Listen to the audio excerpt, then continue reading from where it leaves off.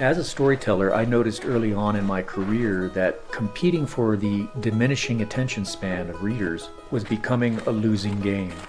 There are simply too many instantaneous distractions. I thought, why not go in the opposite direction, which is to slow down to a human pace, about 5 kilometers an hour. That's the pace of walking, to explore the stories of our day. Since setting foot in the Middle Kingdom, I've been following the Hu Line. It's an imaginary boundary that divides East and West China, and it'll steer me some 6,000 kilometers across 10 provinces. Now, it's brought me to northern Shanxi along the ancient Qin Highway. Completed more than 2 millennia ago, this road unspools for about 700 kilometers across ridgetops, mesas, and river valleys, all the way to Inner Mongolia. So all along my route, not just in China, but all the way back to Africa, I am not inventing new pathways. Walking this road is just a continuation of grabbing the ancestors by the hand and asking them to take me forward. And so here in Xi'an and north to Yuling through northern Shanxi, the most famous road is the Qin roads. Some of the oldest highways ever built, and also the straightest. The walk is not mine alone. My walking partner, Liu Lifeng, a travel industry expert, also lends her childhood memories and life experiences to the project. 每天这样走啊，我就觉得好像跟我们计划的旅行又不一样，对吧？计划的旅行好像你有一个目标，你知道你今天要干什么，会看到什么，大概你也知道。可是这个行走每天这20多公里，就真的不知道你今天会看到什么东西。每天去沟通，互相的交流，又让你有各方面的一个见识的长进。我没说听清楚。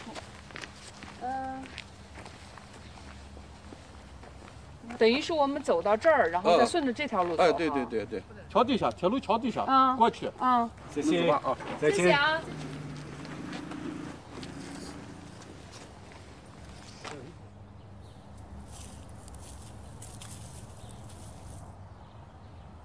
Do you remember anything about the winter time when you were young in Mexico? Was it very warm? Yeah, it's subtropical, so it never got cold. It's kind of like Dali. I've been crossing frontiers since I was 6 years old. That's when my family moved from the United States to Mexico. That was my first border. Shanxi marks the 10th anniversary of the walk. But for me, such numbers aren't that important. I don't measure it in years, because after all, I've been doing this for so long, thousands of days and nights, that if you do something that long, sooner or later it just becomes your life. I can tell you that I've measured off this project in landscapes and people. Those dates and those events loom higher than just a date on a calendar. Over 13,000 miles, scores of walking partners, countless stories. The walk has taught me to accept serendipity, to welcome the offerings of chance.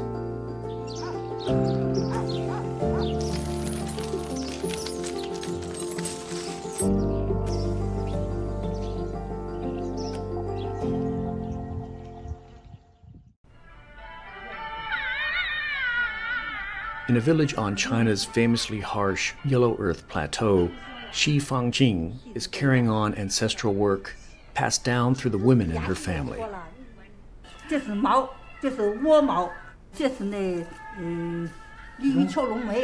Paper cutting is believed to have originated in the 2nd century, but long before the invention of paper, the Chinese already used similar skills to cut designs in other materials like leaves, leather, silk, and gold foil. Where does she get her patterns? Does she make them herself?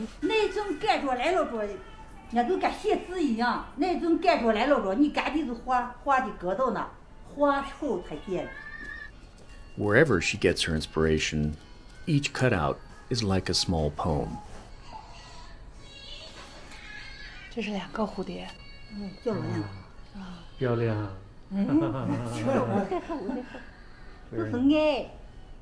Anytime you visit an artist in their studio, you're entering a very special place. It's kind of like a temple of love, where they are going to share with you kind of the secret of their life. She was like on fire with excitement to share her work. 你看就懂，你看这是卧虎。She was copying motifs, memes from the internet, and making paper cuts of them, which I thought was a great combination of modern technology and ancient art. While many folk arts like paper cutting are disappearing in China and the world, Xi Fangqing carries on quietly, without apparent external reward, for the sheer joy of it.